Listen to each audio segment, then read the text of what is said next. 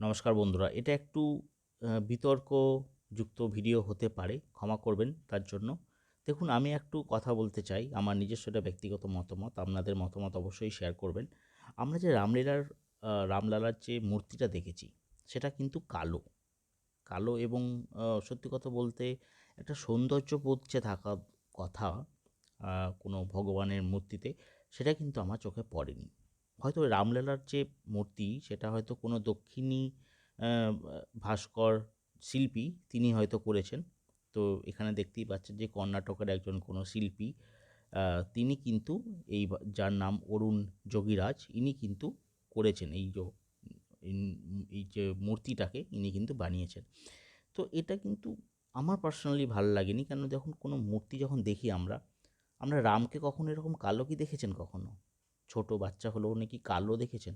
আমরা রামকে দেখেছি একজন বলিষ্ঠ পুরুষ, ফর্সা না হলেও যেটা মানুষের থাকে, পুরুষ মানুষের সেরকম রং এবং একটা মানুষের সৌন্দর্য মা প্রতি মূর্তিতে যদি আমরা দেখি, যেমন লক্ষ্মীর মূর্তি, নারায়ণের মূর্তি, একটা সৌন্দর্য দেখতে ভালো লাগে, ভক্তি আসে।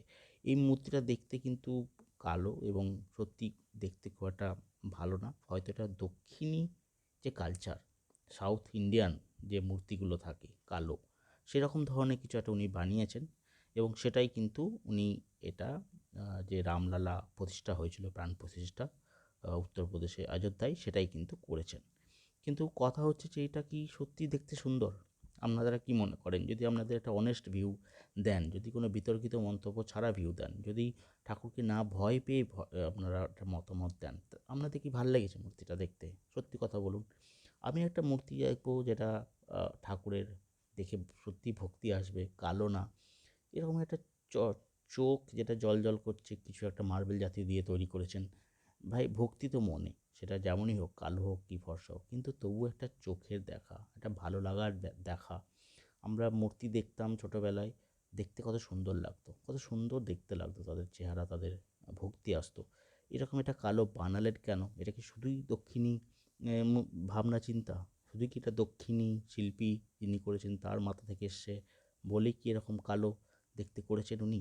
রামলালার যে আইডল টা দেখতে লুকস হয়েছে, না এর পিছনে অন্য কোনো কারণ আছে? অন্য কোনো কারণ থাকলেও কি এটা অন্যভাবে বানানো যেত না? এটা কি একটু অন্যরকম কালো না বানিয়ে অন্য কোনো কিছু কালার মিশ্রণ করে বানানো যেতে পারতো না? আপনাদের কি মতামত?